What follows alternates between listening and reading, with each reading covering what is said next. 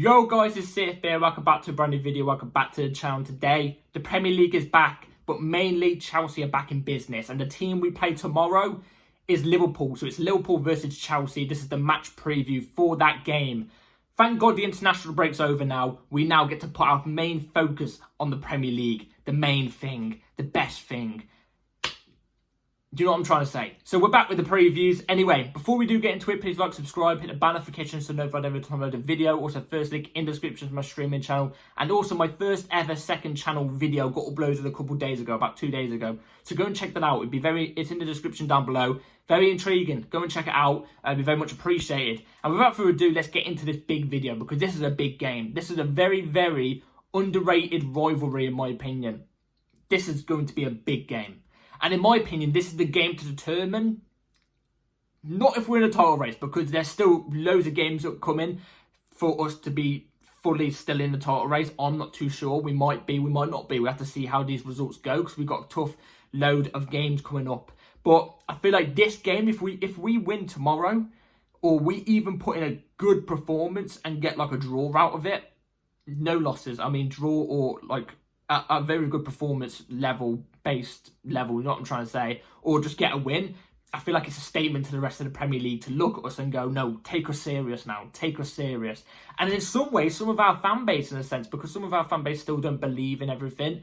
I obviously believe in my club all the time. Like, I always sit here and I'm always going to back my club no matter what. But that doesn't mean I have to put on blue tinted glasses and go, yeah, we're going to win the league. No, you know what I'm trying to say. But in tomorrow's game, depending on the performance, depending on the result, what if we get a win or if we lose or etc, etc, you know what I'm trying to say?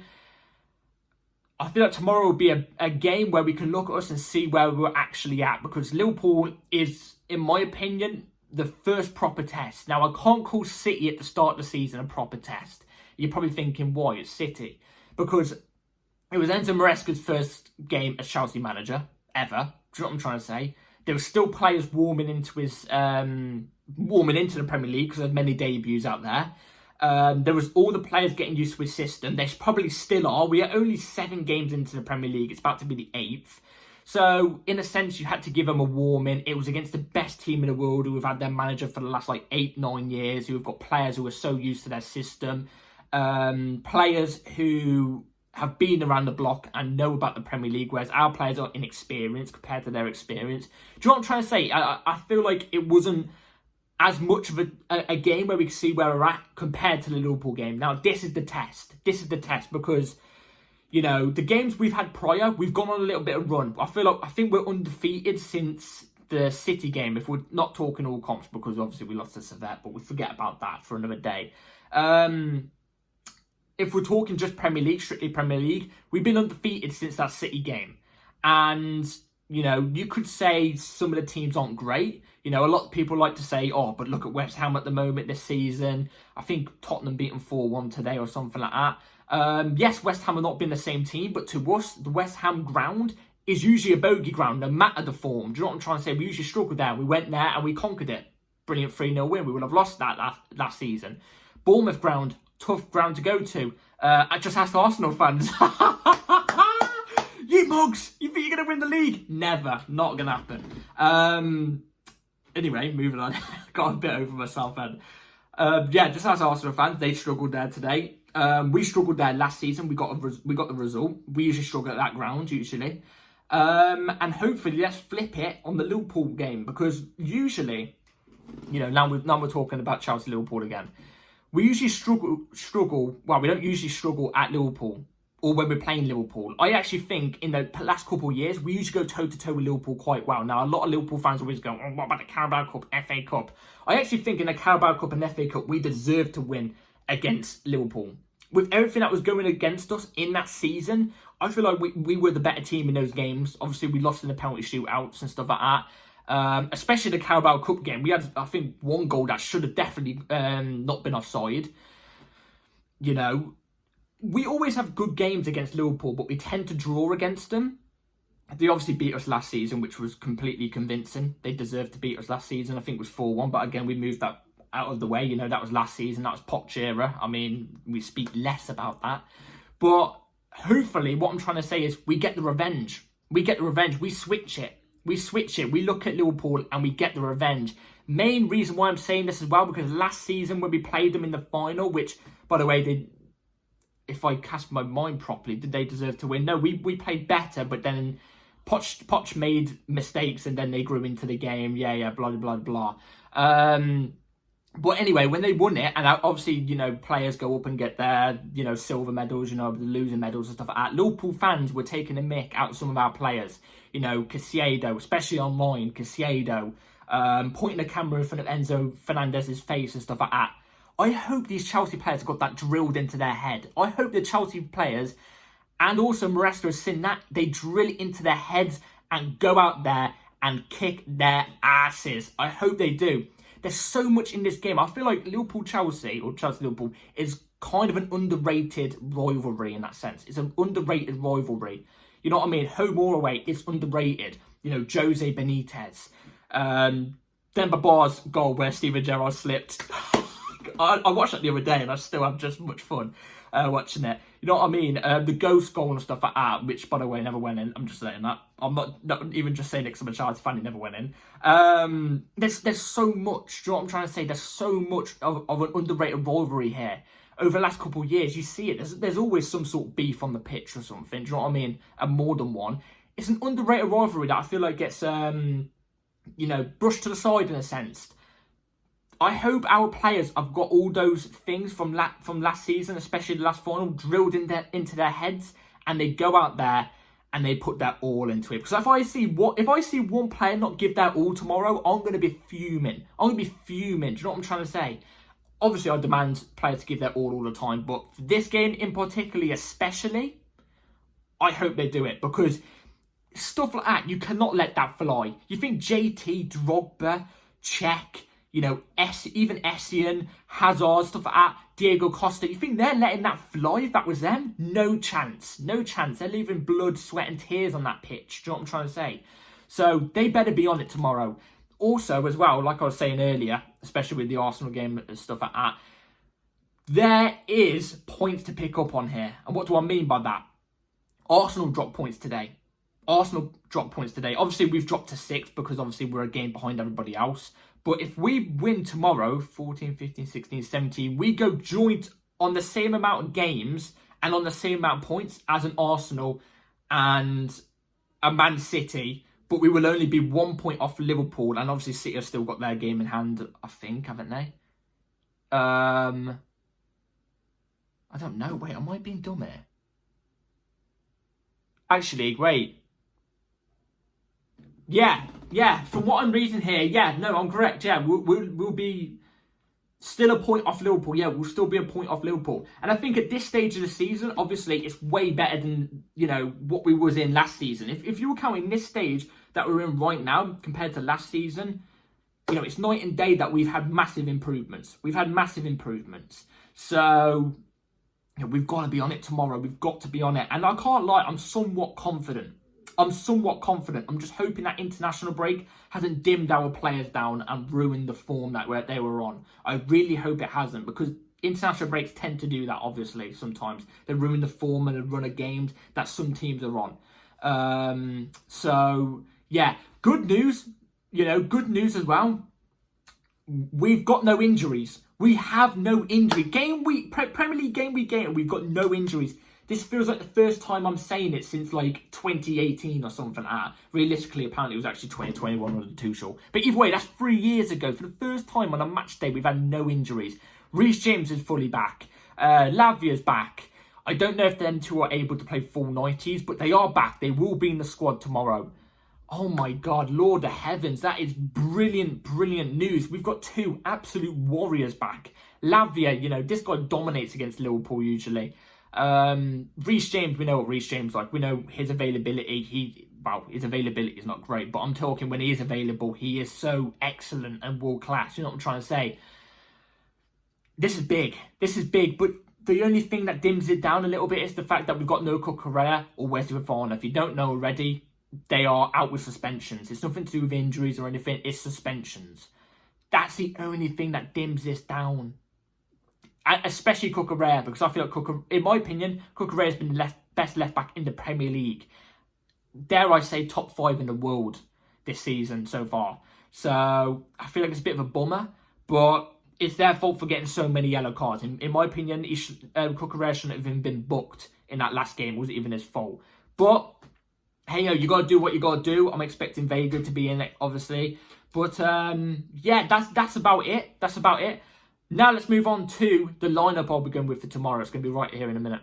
So the 11 I will be going with for tomorrow is going to be right here on the screen. So obviously I'm going to go through the team and then I'm going to go through the reason why I chose the players after I've gone through the team. So right here on the screen, Robert Sanchez in goal, Renato Viega left back, Levi Colwill and Tosin Adarabioyo as your 2 centre backs, Gusto right back, Enzo Fernandez Caicedo double pivot, Jadon Sancho off the left, Palmer in the 10, Madueke off the right, and Kunku as the ST. Let me explain before any of you start grilling me or anything.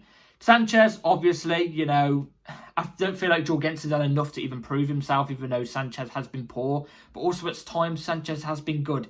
It's hard to even... He's done more bad than good. But what can we do? Vega tomorrow, in my opinion, I think should be inverting as a left centre-back. That means Gusto would be inverting from a right-back into the midfield like he usually does. Obviously, I think Vega's more better going in as a centre-back than what Gusto is. So Vega will be doing that.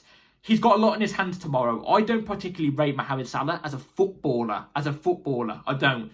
But you can't deny when he's in that goal-scoring type of range, you know what I mean, in that inside forward type of role, he is dangerous. And it's going to be a big, big test for Vega tomorrow. Very big test. So it's good to see where he's going to be at tomorrow.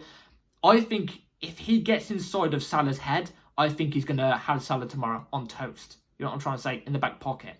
So he's got a very big job on his hands tomorrow. If he's defending him anywhere that's not in the attacking third, then I'm not worried. But if it's the attacking third, I'm going to be worried. Anyway, Levi Colwill will be helping out Renato Vega. Levi Colwill I'm not worried about. I think he's been our best centre-back this season so far, so he needs to stay in. Tosin Adarabioyo. We get a full match of Tosin Adarabioyo. I've been saying, you can even check this on my expectations video at the start of the season, I got high hopes for Tosin Adarabioyo. His last game that I properly saw him in the Premier League, obviously, I think it was his first start, I think it was this season, was against West Ham. And I thought he was absolutely brilliant against West Ham. And we won that game very, very convincingly. I think he's going to be very, very vital tomorrow as well, especially his aerial presence and his physicality and his leadership. It's going to be very vital tomorrow. We've got to have that tomorrow more than anything. So, because we lack leaders, and I feel like he is one of the few that are in this team, especially in this 11. So I'm expecting a big game from him tomorrow. Gusto, I've chosen him instead of Reece James. Reason why? I've seen a lot of backlash on Gusto recently, and I can kind of understand it. He's not been as good as what he was last season, but Gusto has never ever done this role before where he inverts into midfield. Gusto's role always at Lyon and last season Chelsea was just a normal fullback. He was just a fullback, right back. And he does that brilliantly. I don't think he's been bad, but I think he can do better. We all know Gusto. We all know the type of player that he is. He can do better than what he is doing at the moment. He's had a couple games that haven't been very, very good at all. They've been bad, but he's had a couple games where he's been decent. He hasn't had a game where I looked at him and gone, wow, absolutely unbelievable. No, he hasn't had that yet. But the reason why I'm choosing him over Reece James at the moment is because I want us to ease Reece James back in. Because if we can ease Reece James back in and slowly get him back into fitness and even get like a 5-game run of him, that's all I'm asking for, man. That's all I'm asking for. So manage his fitness. Don't throw him straight into the deep end even though he's 100% available. Maybe give him 20-25 minutes at the end of the game. I don't know. But I'd be having Gusto in. Enzo Fernandez Caicedo. Again, you're probably thinking, where's Lavia? I would love to chuck Lavia in. But then again, I'm worried about his fitness. I know, PTSD. It's stinging me in the head. But if Lavia does start tomorrow, I'm not going to complain. It's opposite to Reece James. I think if Reece James starts tomorrow, I'm not going to be very happy. Even though I love Reece James and I would love to see him, I'd be scared. Lavia less, because I feel like Lavia's been ready for longer. He's obviously had the international break to also gain his fitness. So I'd be less worried. I wouldn't be against him starting. But I would rather these two at the moment, just in case. Just in case. So, yeah, they've been decent. Enzo Fernandez, on international duty. I've seen him. I've seen some of his highlights as well. He's been good. Why? Because he's playing deep. He's got the whole pitch. He's got the whole vision. If we see, at last Enzo Fernandez game where I looked at him and went, wow, jaw-dropping performance, was last season, first game of the season against Liverpool at the Bridge. That performance was one of the best midfielder performances I've seen in a very long time. And he does somewhat turn up against Liverpool, I think. I just pray Enzo Maresca doesn't push him up high like he did in the last game. Do you know what I mean? I just pray he doesn't do that, because if he does, you lose Enzo Fernandez's ability. You do. Caicedo, I'm not worried about. I think Caicedo's been brilliant. I think in his last game he did brilliant. The only reason why I'm a little tad bit worried about these two is because they've come back later than what everybody else did on the international break. That's the only reason why I'm worried about those two. But I think they could do it because they've done it many times before, and they're top level professionals, so they should be able to do it. Sancho off the left, obviously. I don't see a way Mudryk gets in, even though Mudryk was did quite well in international break. He scored, and I also think Liverpool's high line with Mudryk's pacing behind, I think could be threatening. But I also think Sancho's final third ability is obviously much more better than what Mudryk's is, so I'll be going with Sancho. Palmer, I don't even need to speak about him, just excellent. Excellent. Do you know what I'm trying to say? I actually don't need to speak about him. Madueke off the right. Now, this is where a lot of people have another bit of a problem. Madueke or Neto. Again, I kind of wouldn't be against Neto starting. If Neto started, I kind of wouldn't be against it because I could kind of understand it. You know, Neto, his 1v1 ability is brilliant. He tends to do well against Liverpool too, from what I've heard. His pace as well. He's the fastest recorded Chelsea player this season so far at 35. You know what I mean? I don't know what it is, but he's the fastest player this season so far. I could kind of understand it, but at the same time, Madueke, last game he played for Chelsea, he did score. And if it wasn't for him, we wouldn't have even got a point out of that game. We would have lost. So you've got to give him props for that. And then Nkunku. Jackson scored an international break, so did Nkunku, but Nkunku's goal was more better. It was literally him making something out of nothing. Again, if Jackson starts, I kind of won't be against it, but I kind of want to see Nkunku given the chance tomorrow. I think Nkunku, his experience in front of goal and his experience in general, I feel like would prove more vital against top-level centre-backs like a Van Dijk and Konate tomorrow. I feel like you're bound to get more out of an Nkunku than you are a Jackson tomorrow. But I wouldn't be against either two starting. Do you know what I'm trying to say? So, anyway, that's my lineup I'm going for tomorrow. Let me know in the comments down below what you would go with. So, score prediction for tomorrow, Premier League game week 8. What is my prediction? I'm actually relatively quite confident. I don't know why. Every time we play Liverpool, home or away, I'm actually relatively quite confident on the games. I don't know why. I don't know. You know, Liverpool at the moment, top of the league. But I'm feeling confident. Don't ask why. I don't know. I'm feeling nah. I think it's going to be Liverpool 1, Chelsea 2. But I think it's going to be an entertaining game, and I feel like we actually are going to do really, really well. Even though I think the scoreline is going to be very tight, I feel like we're going to be convincing. And I feel like we are going to send a message to the rest of the Premier League teams, like, start taking us seriously. Premier League rival fans, you know what I mean? Premier League fans, even fans in Europe, send a message into their heads, post the envelope. Chelsea are coming back. I'm feeling it. Like I said, Liverpool 1, Chelsea 2. That's what I'm going with for tomorrow. Come on, Chelsea. Let's get this. Come on. Sunday roast day as well, so that makes it even better. Anyway, let's get the win tomorrow. 3 points. Come on. Let's do this. Come on, Chelsea. Anyway, let me know in the comments down below what your score predictions are. I'll see you after the game tomorrow, about an hour after the game, so make sure the bell notification is on. Like, subscribe too. And yeah, come on, Chelsea. Let's do this tomorrow. Come on. Take care all. Peace.